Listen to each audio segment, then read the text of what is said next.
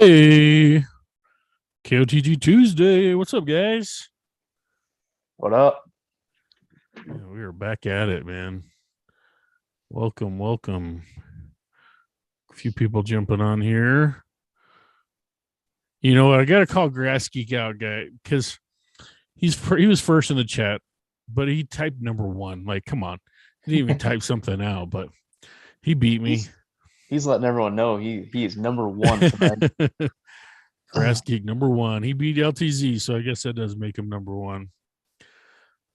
How is the chat doing, guys? Looks like we got people rolling in. Papa Mo's Lowe's, good to see you, buddy. Eli's Fish and Fescue, Yard Hard, Dan Bluebaugh, Steel cut. Okie Long Guy said he's glad to have tonight because it's been one of those nights. So, hey, we're glad we could be here for you. We're your moral support. Yeah. That's where you go and let it all hang loose, I guess, right? Oh, Andrew's in the live chat tonight. Yeah. Did you see what he said? No. Thanks for showing up to Brent. He said he was going to boycott because he didn't win the special guest slot, but he showed up anyway. So thanks for coming in, Andrew. I think he showed up just to see if I was actually going to wear the shirt tonight or not. So I think that's why he's just checking in. Okay. Yep. I'm out. He's got that. Brent's got his sweatshirt on. So that's awesome. Hello, Grass Show. Hello. Good evening. I got my sweet Turf Titan hat on. You can't really see it too well for some reason. It's kind of glaring, but I like it. I like this white hat. Drunk Lung Guy's probably glad to see your hat, Nate. Yeah. This one kind of got buried at the bottom of the stack. My hat collection has significantly grown in the past year. And I used to wear this thing a lot last summer. And I think it just kind of got buried towards the bottom and had to reshuffle and dig her back out. And now I'm gonna proud grass hole tonight. So you have like a wheel of names of hats, though. Pretty much. I'm a sucker for a good hat. So nice. I like my hats. 20 Mountain View hats. 6. Yeah, right. Or 8. 6 or 8. He's got the whole collection. Hey, they're good lids, man. Mountain View makes a good hat. But hey guys, welcome. We're on episode 61 of Keep Off the Grass Livecast. We appreciate you guys all tuning in tonight. Before we jump into our special guests along with the topic for the evening, let's all grab a glass. And some of you guys have seen these glasses coming around, but let's grab a glass and keep off the grass. With the official Keep Off the Grass glass. Yes. See, Jake's got a bush. Oh boy. Bush, man. It's the nectar of the gods, isn't it? That's right. See? He knows what he's talking about. Cheap and it does the job. Got about 2 more weeks until we hit day 100 on the old KOTG weight loss challenge.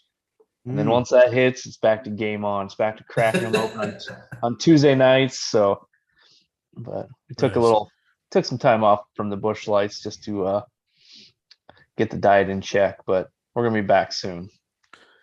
All right. So some of you guys saw our drink in our cups. We've got Simple Lawn Solutions here, and so we are teaming up with Simple Lawn Solutions, and they're going to actually sponsor a giveaway tonight. So we didn't announce it. We didn't promote it at all. So we're kind of giving it to you guys that have come in and support us all this time. So we just kind of going to throw it out there every now and again. But we are going to give away a hose-in sprayer of 1648 of Simple Lawn Solutions product lineup. So for those of you in the chat right now, you have the option to get in on this wheel of names. So if you would like to win this Simple Lawn Solutions 1648, type in Simple Lawn Solutions. We decided to make it long for you guys because it takes me a long time to put all those names in. And that way gives you guys a little bit more time to type that out. So while those names are rolling in and I put those on there, let us meet our lucky guest draw winner of last week, Jake, who is now at Lawn Freedom on Instagram. How's it going, guys? Hey, Jake, how's it going? I'm good. How are you guys? Hey, buddy. Fantastic. Thanks for having me over. Yeah. So tell us a little bit about Jake's lawn and all that stuff so we can, for those that aren't following you, follow you. Yeah, so I live in Michigan. I'm in West Michigan. I'm actually probably about a half mile from Lake Michigan. So we're cold yet. The ground temp's still 35 degrees over here. We woke up this morning and it was 22 degrees outside. So we haven't hit spring yet. So yeah, I got a Kentucky bluegrass lawn. We built our house in 2019 and had a fresh slate, clean start for a lawn. So we brought in 275 yards of black dirt and went with Kentucky bluegrass. I did Bazama Award and Bewitched for my yard. And 2020 was my year for that. So I did irrigation and seeded by August. And so last year was my first full season in our lawn. And so this season will be number 2. So kind of excited for it. Awesome. Yeah, I know. I saw you had a major renovation where you went, and it always intimidates me to go from bare dirt and do a full reno. And I mean, you went from, it looks like you went through the whole process, like bare dirt, We leveling, and seeding. So you did all that from bare seed? We did. So yeah, it was so I pretty much had control of everything. And when we built, we're full sand here. So I had to bring 275 yards of dirt in, went with a compost blend, and then had the chance obviously to bring in my own underground irrigation at that time. So brought in some irrigation, did all that work myself, and took a lot more pride into it. And then come August, put seed down and went from there. I mean, it was a lot of fun. It was a lot of work. But by the end of fall and come last spring, it was rewarding to actually see all that stuff, the grass come back, actually survive through the winter. And this is season number 2. So excited to push it a little bit further this year. What size property you got? Like 1 acre, 2 acres, looks like? So maybe? I'm on 2.5 acres. And it's 20,000, just under 20,000 square feet of grass. Gotcha. Yep. So it's enough to maintain. It's not too much, but it's enough. And what are you mowing it with? So I have a John Deere Rider X350 that I'm riding with, and did that so I could do a little bit of stuff in the woods, and none of my yard is flat. So it works out a little bit better, and not sliding around like a zero turn or anything like that kind of stuff. I don't have any flat terrain in my yard, so it's kind of fun. Well, nice. Yeah, it looks, so are you in the country? I mean, obviously it kind of looks like that. So we're in the woods. Everybody around us probably has 2 acres to 4 acres or more. So there's some subdivisions in where we live, but not too many. But where we're at, everybody's kind of got, at a minimum of 2 acres. So I don't have neighbors to compete with around here. So it kind of stinks. I only get just the people that walk by that get to make comments or stare or glare, all that kind of stuff at me. So, but it's kind of fun. It's nice to meet new neighbors. And since we moved in, we haven't met everybody. When people walk by and look at the grass, create conversation, and it's fun. So it's rewarding to get people to comment about your grass all the time. Yeah.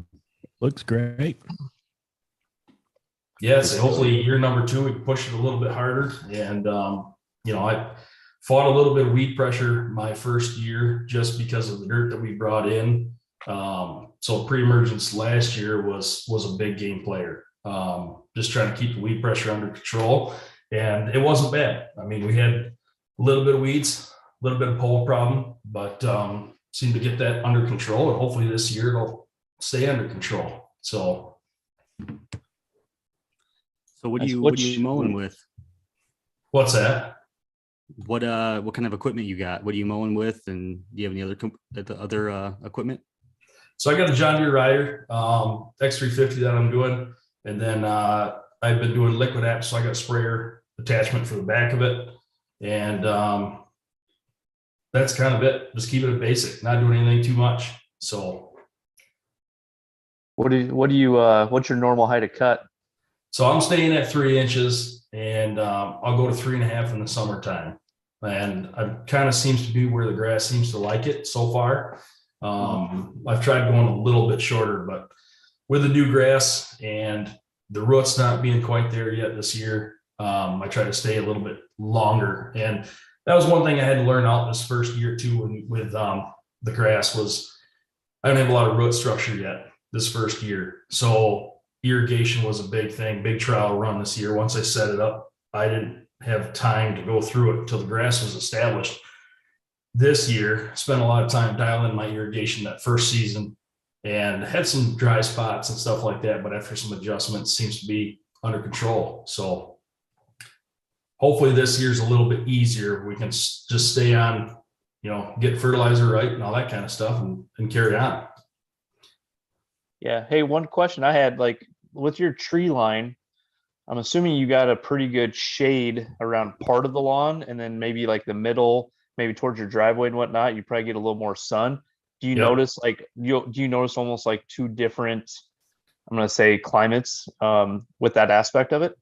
I for sure do. So along my whole outside edge, I mean, we have tall oak trees, probably 60 foot, 70 foot oak trees. And in the springtime, they're not full yet, but come June, they start to fill up, and they fill up all fall. And once that happens, you just totally get in full shade. And I've got the outside edges that are just full shade. And so that took some water adjustment too this season to kind of cut back on the water on the outside edges and keep it on the inside, because my front yard right up in the middle and then in my backyard is pretty much full sun. So on the outside edges, the Mazama bluegrass really kind of helped having it in there. They handled the shade a lot better, where I think in the front and in the back, the Bewitched and the Award really pushed and excelled there. So some of the outside edges thinned out a little bit towards the end of last year, just because it's bluegrass, needs 4 or 6 hours of sunlight. So it gets it a little bit, but the spring, it really pushes it. And by fall, it really kind of tapers off a little bit just because it doesn't get near as much sun anymore. But it's a struggle, but it's a fun struggle. Yes, sir. Heck yeah. Yeah, I was just looking, and you're 3 hours north of me, so that sounds like pretty good KBG weather to me. So yeah, it works out pretty good. It was, what, I wanted to try something. I wanted to try to do full KBG. I like it, like the way it looks, like the texture of it, and it was worth it. I mean, the seed was expensive, obviously, but it was fun. It lasted. It survived all winter. I might have missed it, but did you say the cultivars that you had at KBG, or what type of seed? So I did Mazama, I did Award, and I did Bewitched. Was that a pre-mixed blend, or did you just buy them isolated and you just mixed them all together yourself? I bought them all isolated. I bought separate bags of each, all equal percentages, and then just blended all together and did it that way. Like I said, it was total trial and error, and so far it worked. So yeah, it looks amazing. I like it. Yeah. That's like, sorry guys, I'm still getting over like a little cold here. No, that's awesome, especially doing your own blend.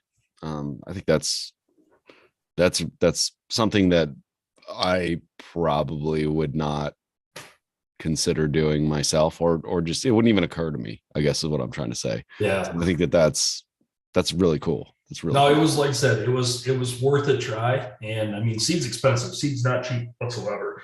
And I did all blue tag seed, but it was worth coming up with something of my own and seeing that it actually worked. Same with doing all the irrigation myself and seeding it myself. And the work was rewarding. Once you get to, we hit winter, spring came. By June, it was like, all right, things look good, and that was rewarding. So it's nice to, like I said, this is season number 2 on this grass, and kind of really excited to push it even further and see what happens. So awesome. What did you use to seed it with? I think you're muted, Nate. What's that? What did you use to seed it? It's got great coverage. So I broadcast spread it, and then so I used a Harley rake at first and just ran through everything with a Harley rake on just a dingo, and used the Harley rake, got it all nice and loose, went through and used a drag, drug it after that, and then just went back through, broadcast seeded it, and drug back over top of it with the drag on the smooth side. And then it worked out pretty good. I was actually surprised how well it germinated. And I mean, I had germination probably on day 14, I think I did. So Kentucky bluegrass usually always takes a lot longer, but it seemed to work pretty well. Yeah, sounds like you hit it right. Sounds like you prepped it right. I mean, that's a lot of work, especially with that amount of square footage. I mean, something I obviously have no idea of, but I mean, shit, sounds like a lot of steps, a lot of good steps. It was a lot of get it set up and watching. established well, so that you would have that, Exactly. so that you would have that like great germination window. Sounds pretty rad. Now, how did you go about choosing the 3 cultivars that you chose? Was that something that you'd experimented with in the past? Had you done a whole bunch of cultivars and those were like your 3 favorites in terms of like germination rates, or how did you go about choosing those 3 that when you blended them together? Because I'm really interested in that. It was really a total shoot in the dark. I was reading a lot on forums and watching YouTube videos and seeing what cultivars guys had, and was like, all right, this seems to work. And then I kind of looking at a couple charts and looking at, what worked in Michigan and what worked in this zone.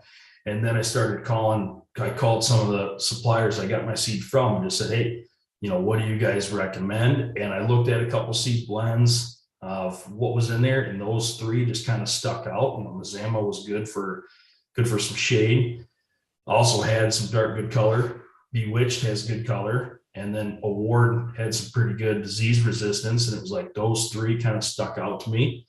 And I'm like, you know what? Let's just blend all 3 equal percentages and see what happens. You can always overseed if something didn't work out, but it worked, and it was kind of sweet. So there wasn't any crazy science into it, but it was just kind of like, you know what, this sounded good and it looked good to me, and went with it. So yeah, awesome. I think that's kind of our style right there. That's right. It's like, you know what, if it doesn't work, it doesn't work. So let's keep on moving along. So it worked out pretty good. I'm pretty happy with it so far. When you first seeded it, did you get full coverage? Like Olee said, that looks like really good coverage, or did you have to keep throwing seed down in spots? And luckily we didn't have a ton of rain that hit, and so I was irrigating 3 times a day, morning and then right about noon, and then again early evening. And the only problem I had was a little bit of washout on my south side. I've got a little bit of a hill, and just the way the water we had one good rain, a little bit of washout, but I waited till the following spring, and I just kind of hit that with a little bit more nitrogen and really kind of pushed it to get the spread and fill in on its own. So I didn't really have to throw in any extra seed. So it worked out pretty good. that's awesome. Yeah. What's up, Cody? What's going on, everybody? Welcome, Cody. Hey, Hey, sorry pal. I'm late, but I'm here with my nuts, and I'm talking literally with my nuts. Mixed nuts. All right. So sorry about Texas.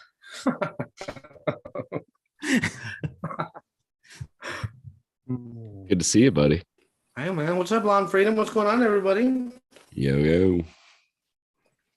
All right, guys. So we're tonight's topic is pre-emergence, right? So some of you fortunate fellows out there have got to put pre-emergent down because your soil temps at where it needs to be are a little bit higher.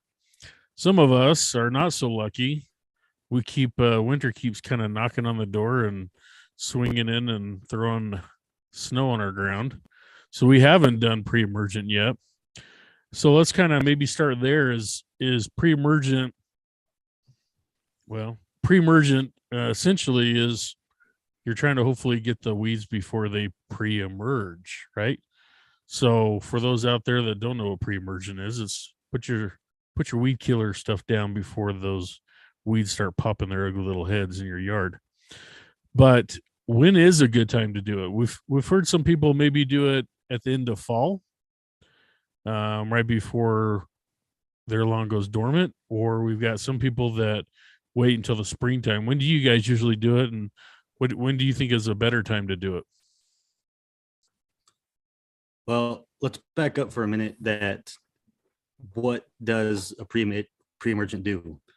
It doesn't prevent all weeds, and it doesn't, something that's a pet peeve of mine that I hear people say is like, oh, put a pre-emergent down, you have a weed-free lawn, trying to sell you some shit or something. There's only a select few weeds that it prevents, and it doesn't kill the weed seeds. It stops root development from the seed to develop. So it's not like killing weeds. It's nothing like that. It's actually stopping the root development process. So, what weeds are you going after to prevent when you put down a pre-emergent? And then when are you applying, like Brian said? Yeah, you got to do your research on, go out on your lawn and actually look. If you don't know what these weeds are, I know I have an app. It may not be 100% accurate, but I have an app that'll take you to what it is, and maybe even look up some Google images of your area, like me, Texas, North Texas, or wherever you are. Look it up, do your research before you start spending this money on somebody saying, this is the best thing in the world. Yeah, because if you got or if you don't have dandelions in your yard, why would you go get a pre-emergent that kills dandelions, right? Or sorry, keeps the roots from developing on dandelions, right? Or same thing, what other and again, here in Utah, actually, we have different. Most pre-emergents do not do anything for dandelions, actually. So, the biggest target of a pre-emergent is crabgrass. That's probably the most common one that people are going to see on the bag is going to be your crabgrass. But as far as dandelions, they won't kill off the dandelions, or they won't prevent dandelions as far as I know. So you got like chickweed and crabgrass. What else is up there? St. Aug. Crabgrass.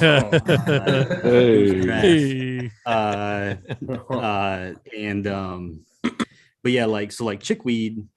I believe that you have to put a pre-emergent down in the fall for that.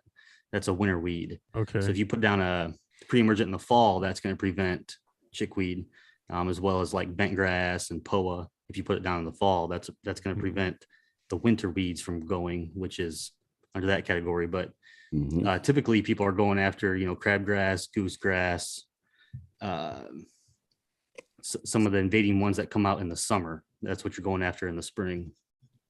Yeah. Dallas grass. Mm-hmm. I know for me, it's usually crabgrass, Dallas grass, nutsedge, and spurge are kind of the big ones that I see coming into my yard. And Zach, to your point, it's interesting that you mentioned the chickweed, because this is weeds, and the fact that weeds kind of have like a season. That's something that I'm totally new to. I admittedly will be like, didn't really realize that kind of until this year. And I didn't do like, I had talked about it on my Instagram page that I did a whole new front yard at my in-laws' house. And I was down there last weekend, and there's a number of spots where I looked out and I was like, oh man, this chickweed's starting to grow already. Like it's already poking through, because I didn't do any kind of pre-emergent, in the fall. And I'm already seeing some spots where it's like, we're kind of like just turning that corner. It was just starting to get warm. Soil temperature is probably right at somewhere between 52 and 55 degrees. It's just starting to turn, but then we had a cold snap the last couple of days. It's been in the low 30s for like the last 3 or 4 days. And so it's kind of right there, but I'm starting to see that chickweed poke through, they had my in-laws lawn that I planted in the fall. So, And I mean, to your point there, like you said, there's guidelines to follow out there, but you have to use your best judgment on where you are. Make sure you're looking at the weather ahead of time as best you can, and again, use your best judgment. Read, do your research. Yeah, just like we talked about soil tests last week, do that do your research before you just start throwing fertilizer down. The same kind of thing here is do research in your area, figure out what kind of weeds are popping up. Cody talked about he's got an app. There's apps out there that you take a picture of the weed and it'll tell you what it is. Because who here has seen crowfoot grass, right? Or goose grass or signal grass? You may not know what type of weeds you have popping up. So it'd be nice to kind of figure those out for specifically for your area. Hey, I'm just drinking Mountain Dew, guys. I was gonna say, cut them off. Sorry. Cut them off. It's all only right, Mountain Brian. Dew. We've all been there on the show before. He's got that cup. Yeah, I know. No, but again, it's do your homework. I'm going to use something different. I'm going to be fighting for different weeds than maybe Cody's going to be over in Texas, and maybe Ole's going to be over in North Carolina. So, they don't. You don't have the luxury of just growing the same weeds all year round. You know what I mean? So, has anybody put it down yet? Anybody done pre-emergent yet? Yeah, I have. Okay, Cody has.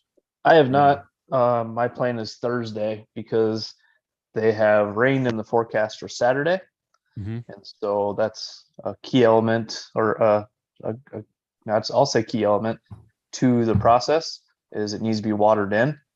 So I'm going to take advantage of the rain that's in the forecast on Saturday morning. And I'm going to probably do mine Thursday evening after work.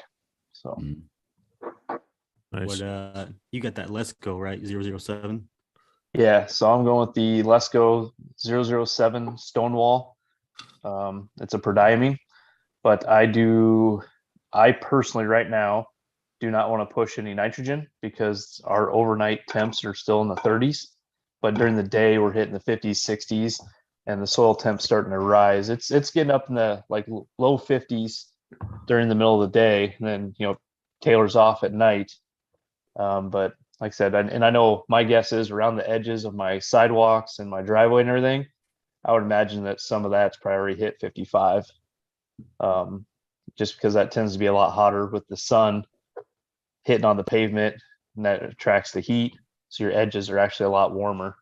Tonight I was actually kind of playing around. I was temping on the edges, and then the middle of the yard, it was like 8 degrees difference. I was surprised it was that much.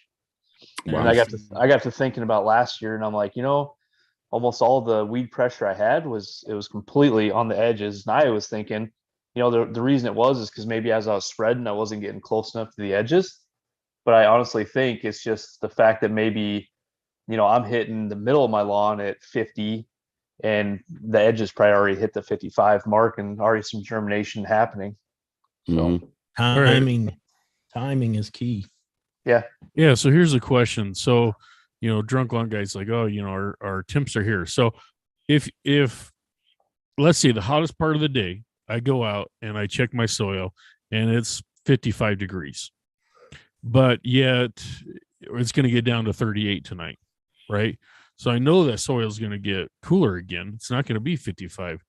So at what point do you need to test your soil from the beginning of your morning to close to into night just to check, or is 55 at 3 p.m. good enough for you guys? Who does something like that? I mean, so me personally, I'm looking at kind of like the future, so the last few weeks, I haven't had consistent days where the highs are in the 50s and 60s. And so for me, I mean, 3 days ago, I was like, nope, we're not there yet. We're not there yet. And then when I looked today, literally I looked at the 10-day, and every single day is in the 50s and 60s. And so for me, every afternoon is going to be getting to that temperature, and overall the soil temp is going to rise because you're going to have more days in the 50s and 60s.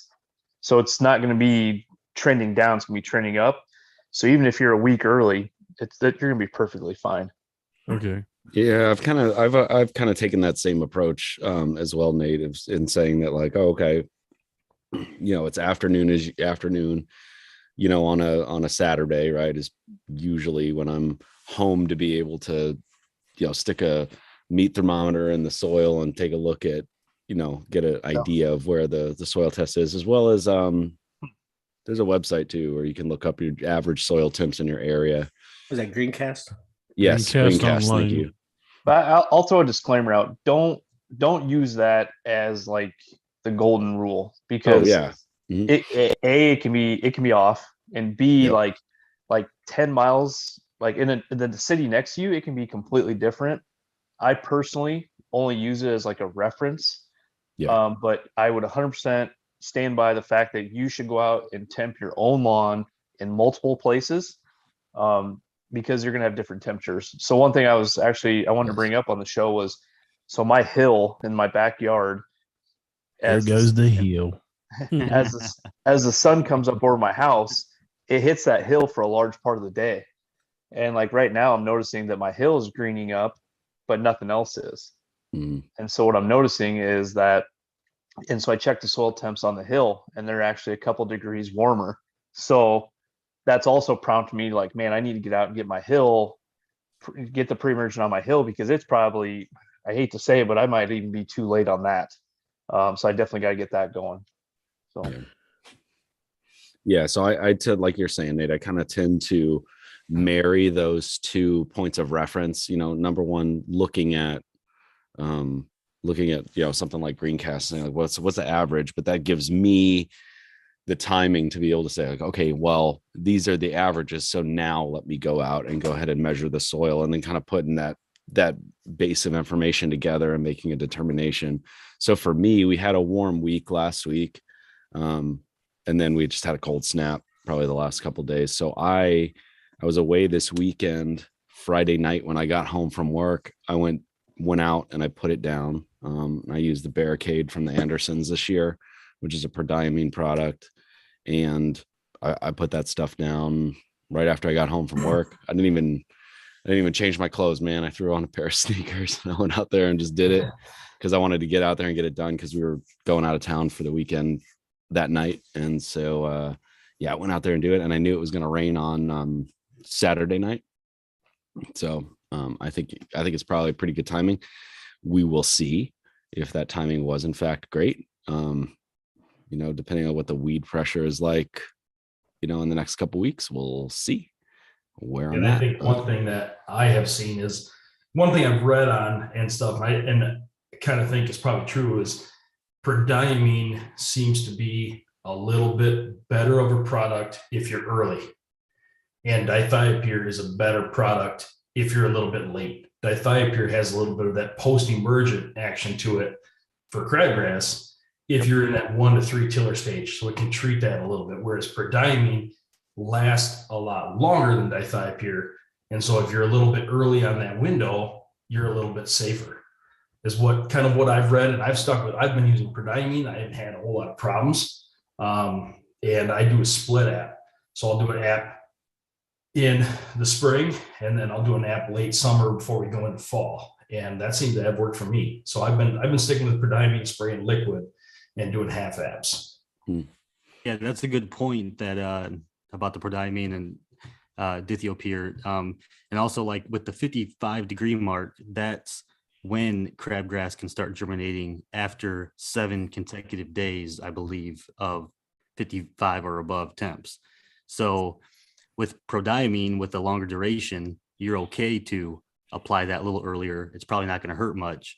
But if you're using dithiopyr, you may want to apply that later in the window. So like looking at my history, late April, even early May is when I'm in that zone where I'm getting consecutive 55-degree temps daily.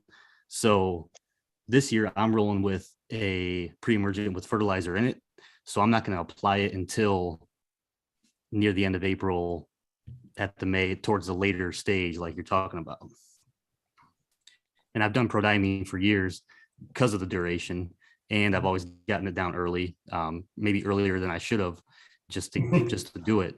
And I'm just switching it up this year. So that's a good point, what you're making.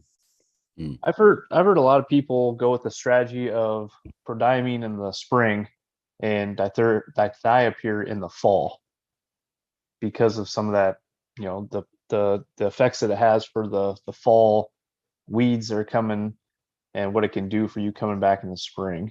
Has anyone else heard that? Oh, Yeah, it just depends if you're seeding. Yes. You know, Yeah, 100%. 100%. And when I seeded with my perennial ryegrass this fall, in the winter, I was too afraid to throw anything down because I was lazy and I didn't have time to sit there and read and what would be the best to throw down, because I know some products say, you know, anywhere between 6 to 8 weeks before you seed or something like that. And I just didn't have enough time, but and I didn't do anything to the front. In the backyard, I did the post-emergent, but front yard didn't do nothing. So yeah, I mean, you know, I got weeds in the front, you know, it's, you know, it looks like crap, but I have to tell you guys, it's kind of scary relying on the weather to put this stuff down. Usually when I've got in-ground sprinklers, I could just put whatever I want down, and then I can water it in right away. And that's kind of the thing that I do now, because it's too cold really to turn on the sprinklers. It's probably getting close, but it's still getting down enough into the freezing that I don't want to quite do it yet. But yeah, I mean, when you're not having to time it all year round, and now all of a sudden you kind of have to time it, it's like, you know, especially in the desert, it says it's going to rain, but it doesn't. And then like yesterday, it says it wasn't going to rain, but then it did. So, you know, it's a little bit tougher to try to plan that out to make sure it gets watered in. How long can it sit on your grass without getting watered in? Does that depend on what you put down? Isn't it like 14 days, I think, or something along that line? Oh, really? 14 days? I was thinking like 3 or 4 or something. I want to say, I think I read on the bottle it was around 14 days for prodiamine. I think you're right. Okay. See, that's not as scary, you know? No, in my opinion, I always try to look for rain within a week. That's kind of my personal guideline, is if it's not raining within a week, then I'm going to have to try and water it in or something like that, which is why, like I said, I try and take advantage of the weather and do it that way. yeah, I know the product I use, Image, for my yard, I have anywhere between 1 to 7 days to do it, but I usually I let it sit out there for the rest of the day and night, and I'll wake up and then water the lawn, let it get down in the root zone and everything. But yeah, I don't think I've ever not watered it in before. Not sure what it would do, but probably won't be as effective. You have sprinklers, Cody, or you rely on weather? No, I rely on my hands and hand water and everything. No, I would love to have an irrigation in the back, but no, the front's easy. In the back, you know, maybe I need to get some Melnor sprinklers and get that hooked up back there. Yeah, that'd be sweet. What about you, Olee? You said you haven't done any pre-emergent. Do you do pre-emergent? No, I have not done any pre-emergent. Do not plan to. You know, just like 2 weekends ago, I done some core plugging in an area, you know, where I covered the big rock and it had the red dirt, and I done some core plugging and added some stuff to try to richen that. So would have just broke the barrier. But in all honesty, I don't have a crabgrass problem. The only thing I have like this time of year is a very little bit of like chickweed or henbit, some POA in the places that were thin. So I don't really have.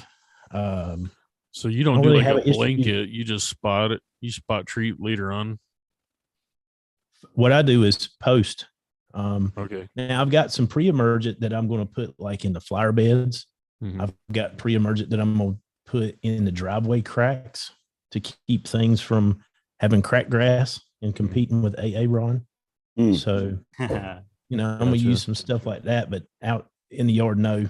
Now this fall, I'll be running the Etho 4, you know, trying to keep POA from being here next year. Yeah. So, Bama Bermuda, since you talked about aerator, he asked when is the best time to run an aerator in regards to pre-emerge. Do you guys do any of that?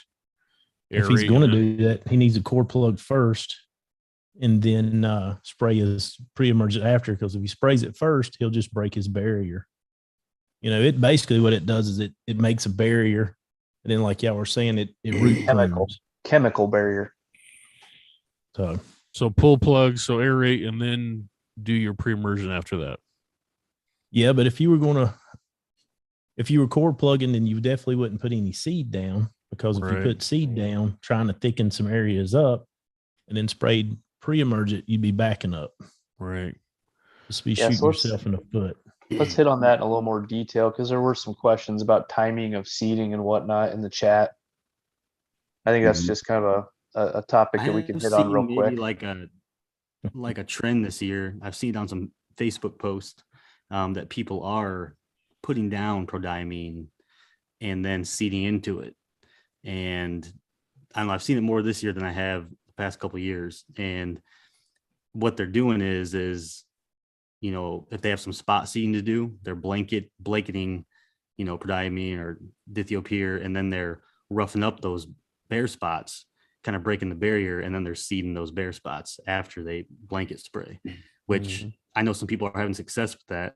And that's one way to do it if you want to take that risk on seeding after you're putting down your pre-emergent.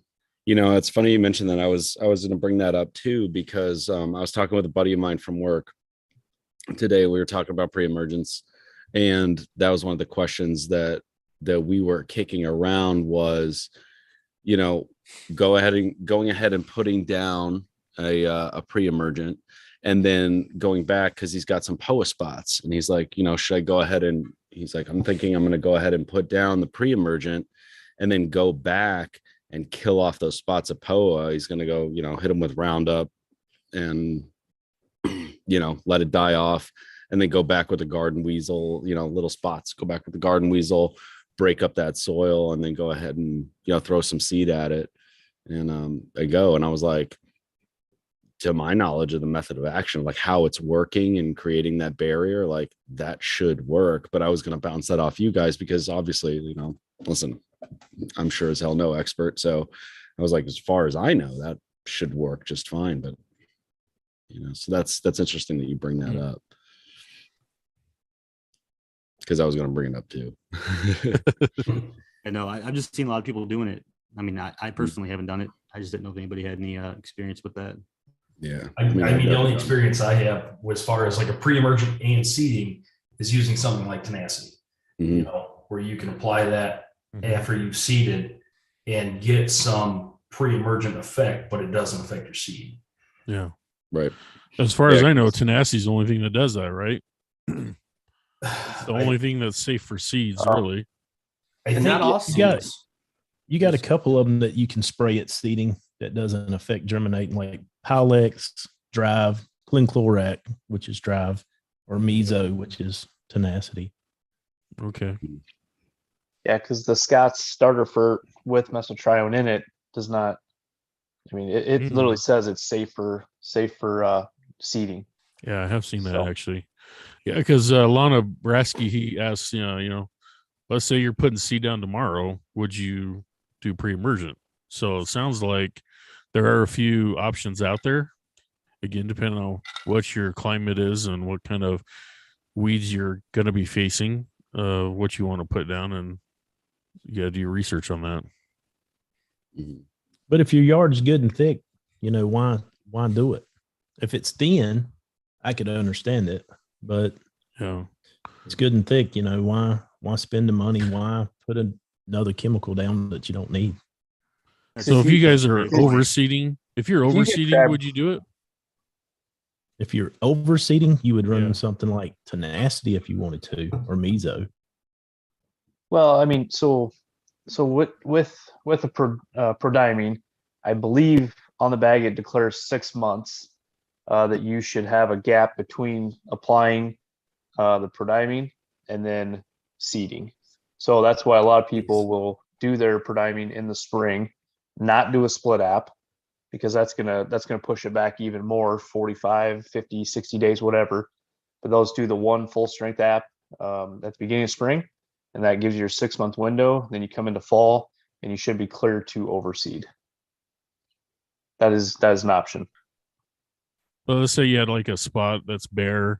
I mean, you wouldn't even really put you'd seed it, but you wouldn't necessarily need to treat it for pre-emergent, right? You just throw the seed down and do normally what you would do. I mean, to Ole's point, you don't have to put a pre-emergent down. It's not like, you know what I mean? It's you can never use one. You could just essentially go post. You could post treat everything in your lawn. That is one option, you know, and there's a lot of people that favor that technique. They basically say let you know, pop what's going to pop and then treat it that way, versus putting something down that maybe you're going to put it down across your entire lawn and you may only need it in 3 or 4 sections, and you know 10% of your lawn or even less may have the weeds. So then that 90% that you're applying it to doesn't even need it. True. You know what I mean? Yeah. So there are a lot of people that say post treatment is the only way to go. Don't put stuff down. It's a waste of money, because then if something does get through, you still got to post treat it, you know. But in my opinion, I'm going to try and prevent it from getting through. And yes, what does get through, I'll post treat, but then I'm going to save the money on the post treatment because I shouldn't have to treat as much. That's my theory. Yeah. This is my first year that I've done Smoke and Mohawk for $10, by the way. Woo, Yeah. woo. Really appreciate Lawn, that. and Lawn Geek. Geek just Lawn Geek. jumped in for another 5. Thanks, Thank guys. you. Thank you. Yeah, you know, this is the first year that I've done a full application of a prodiamine product across my whole yard. I have used prodiamine in the past, but to Nate's point and what he's saying is I've done prodiamine mainly on the areas where you know, coming into spring, the grass is a little thin, it's a little weak.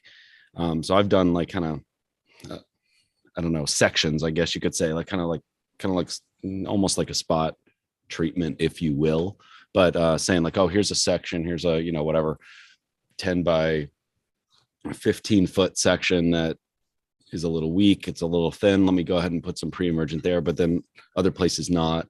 And then the last, like, I don't know, say I think the last like 2 seasons, I've primarily stuck with tenacity. And just in the interest of rotating products, I obviously didn't do that this year. So last spring, I overseeded in the spring last spring. If you guys remember, tried that little experiment. So I used mesotrione, you know, in the spring as my pre-emergent across the whole yard. And I'd only ever done 1 full yard. I would say like blanket application of pre-emergent prior to that, and everything else was just focusing on those areas that were a little thin or a little weaker. So is that the way to go? I don't know. But do any of you guys want to talk about that idea of rotating the products that you're using? What are the benefits to that? Are there any drawbacks to doing it? What do you think? Sorry, I missed your question. What do you think are the benefits? Are there benefits or drawbacks, either way, right, to rotating the type of pre-emergent products that you're using from year to year? So my example was, so pretty much for the last 2 years, because I seeded in the spring, and then also the year before, I'd use mesotrione. This year, I'm going to prodiamine in the spring because I had seeded. I'm not seeding this spring, so you know, I'm going with the object. You know, the object is just to get the turf thicker and thicker to the point where it shades out all this other stuff. Mm-hmm. And far as the tenacity, you know, meso thing goes, I've only done that. I've only done that probably 2 years in a row. And what I've seen with that is the biggest thing it's helped is in like bare areas where you're starting with dirt. it keeps you from having as much like chickweed, henbit, and crap like that germinating where you have bare soil. So that's really, I actually like done a test area and then left an area without the meso. And it's like you could see a straight line where I drove with the permagreen. Oh yeah, yeah, no doubt, for sure. And you can get too heavy with that and turn stuff white and purple, so easy, Cody. Don't squeeze it purple. So my question is, like, say somebody's does a pre-emergent every year, right? They just do it every year, and they've used they've been using prodiamine. Do you guys know if there is any use, or if there's anything that's beneficial to switching that up and saying, okay, well, I've been using prodiamine for 3 years. Should somebody switch it up and use a different type of product? Is there any type of I don't know, resistance like that could come from that?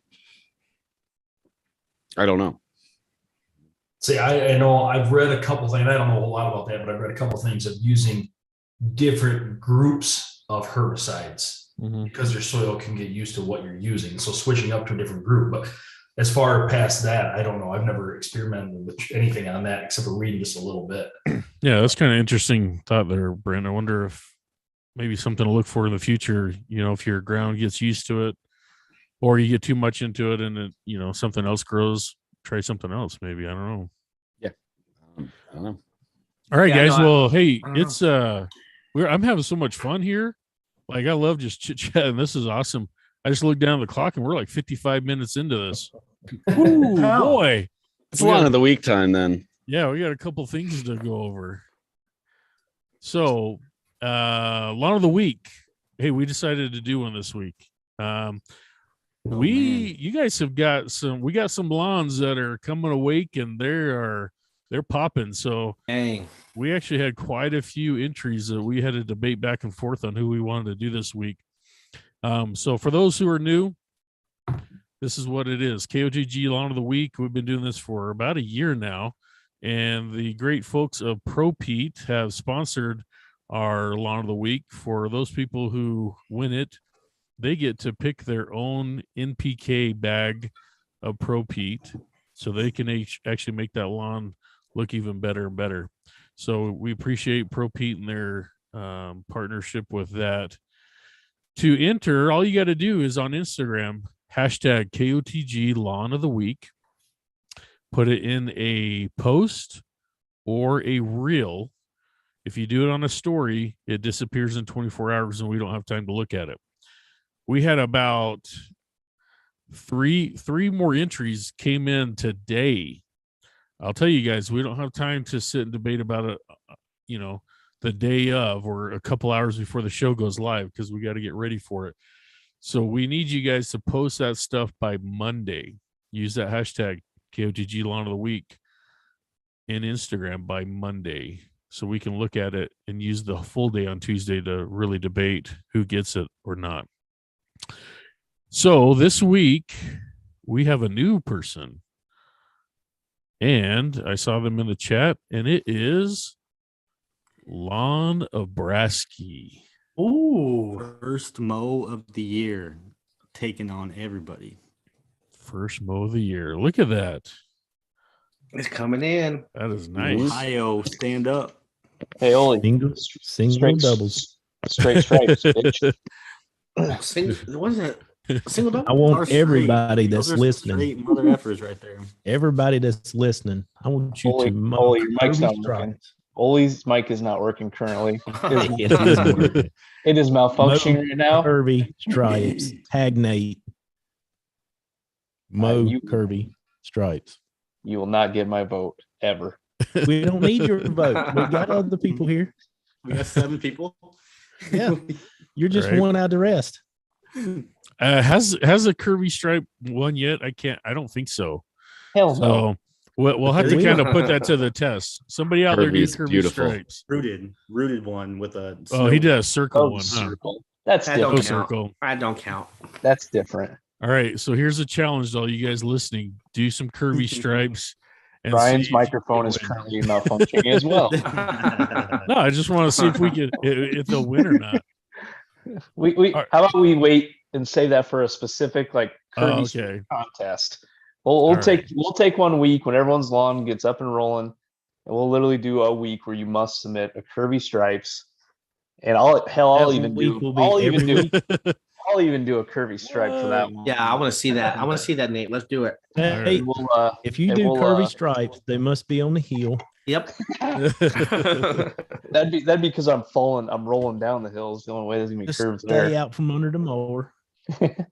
Yeah. I like it. The No, I keep got- off the grass, thick and curvy competition. There we go. Oh yeah. Keep them curvy. But yeah, shout out just like the Lana women. Brasky. Is that Yes. part of Oh, looking great. Nebraska or Brask? I don't. He's Ohio, man. Brasky. Well, what's He's Brasky Ohio. mean? Like I No started idea, saying but that, and I was he's in like, East Ohio. all right, Um, yeah, that looks great for Ohio, man. lawn Yeah. pusher, steel cuts that kill. Yeah, We're trying to round up some Ohio. people here in Ohio. Let's get together, man. you guys got the Ohio gang going. But yeah, Lana Brasky, send us a message on KOTG, or actually, Easy about grass. I'll reach out to you and we'll get you set up with Pro Pete. Anything that they offer on Home Depot, look up their NPKs.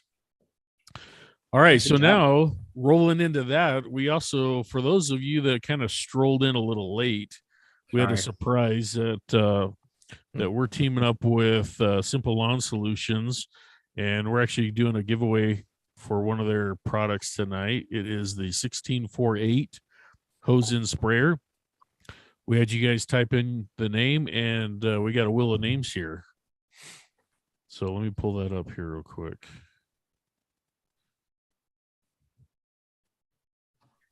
All right. 39 people got in as quick as possible. I mean, we had just barely grabbed a glass and kept off the Good grass. job, guys. So appreciate you guys jumping in early. We'll have little surprises like that throughout the season and stuff. So make sure you're here early. All right. So let's see. You know what? I got to make sure my sound is working. I don't know if I did that or not. Nope. Ooh, that would have been bad. Okay. All right. All right. So we're going to do shuffle 3 times. 2, 3.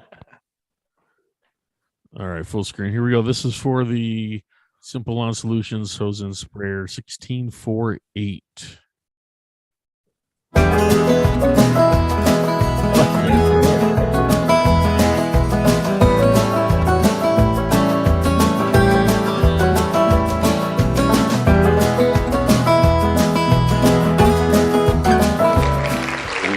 Hey,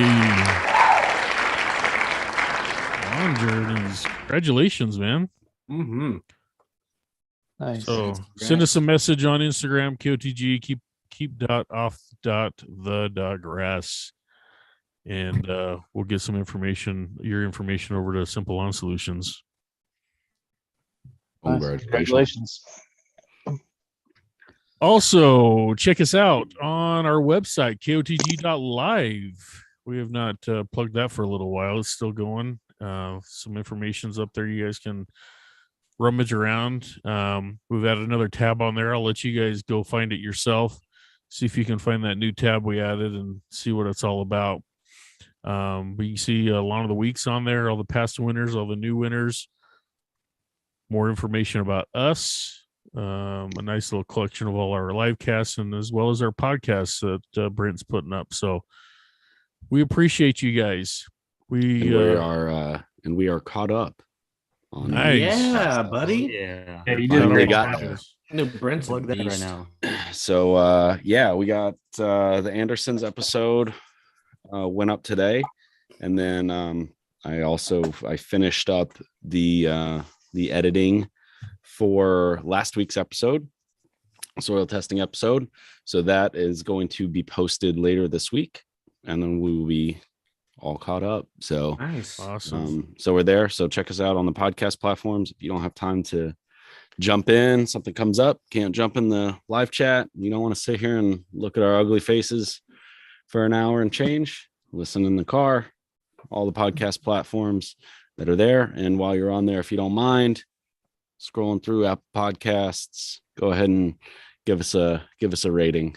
to help the visibility of the podcast audio. Because what we found, we've said it before, what we find is there have been people who have found us on podcast platforms first, then started jumping in the live chat, and then created a lawn care Instagram to join the fun. So, I mean, just adding to the community, adding to the information sharing, and, pictures of cool lawns and everything else. So,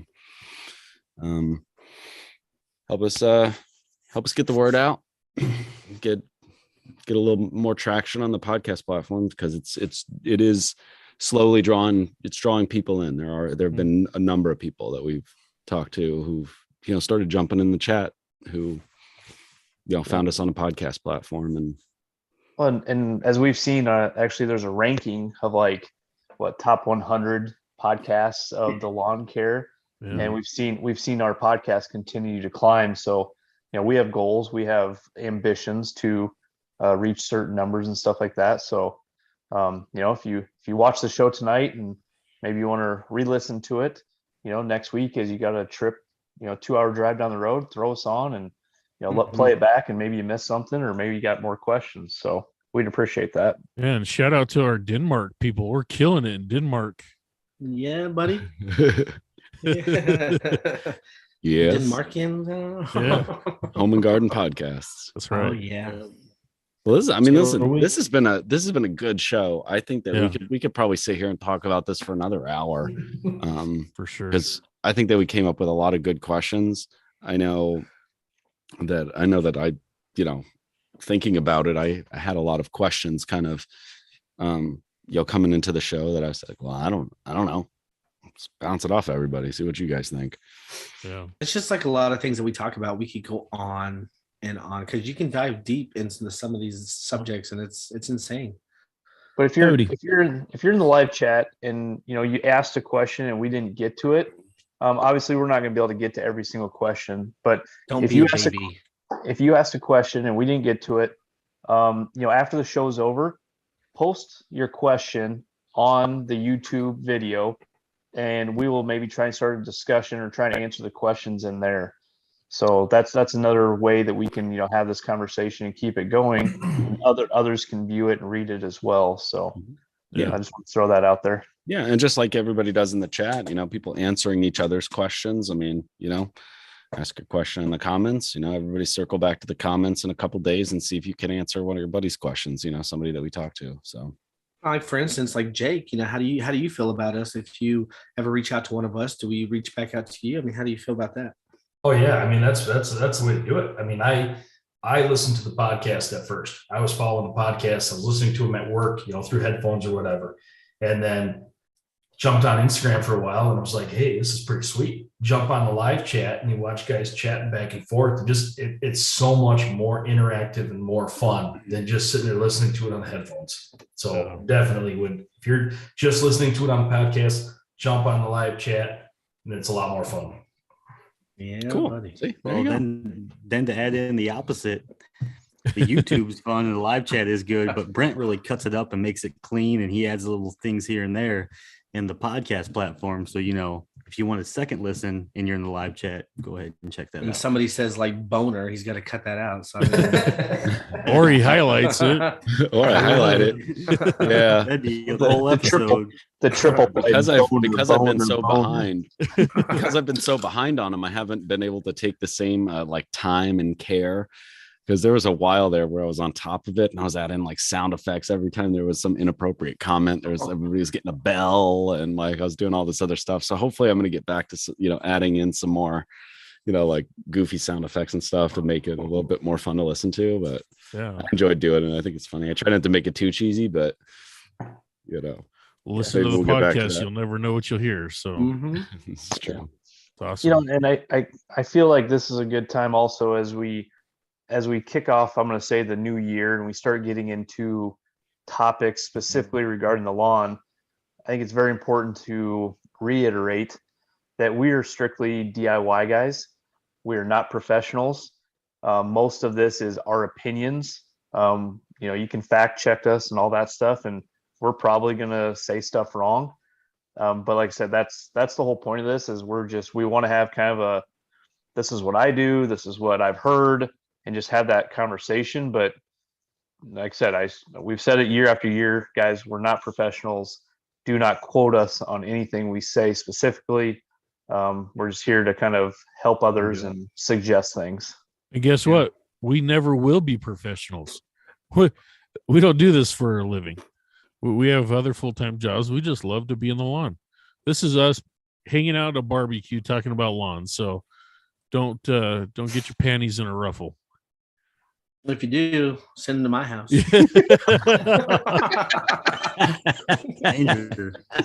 Oh, geez. That's a great way to end it. All right, guys. Thank you for coming and joining us on this pre-emergent talk. Thank you, Jake, for jumping in. And, Thanks, guys, for having me. Appreciate it. It was a lot of fun. Thank you, Jake. Hey, real quick, Thank you, man. Good to meet you. real quick, goodness. Zach, what are you doing here in a couple days? Oh, I am going on Thirsty Thursday. okay. So Check out Zach on Thirsty Thursday. You know what Yes, channel sir. it is. We will be in the live chat harassing the shit out of you. We're going to see how many times we make Zach laugh. Mm. yeah, I'm ready to get roasted. So let's go. No, I'll just Hey, as long That's as a great we're dude. out there, you get slapped in the face, you should be good. All right. Hell yeah. I got a fellow Ohioan backing me, hopefully. So Good. He's a good dude. Oh, yeah. all right, right, guys. Yeah. We'll see you guys later. Next week, we're talking about spring fertilizer. Yeah. Let's go. Yes, next week, not tonight. Next week, fertilizer. For the We'll see you 400 guys. people that saw my village.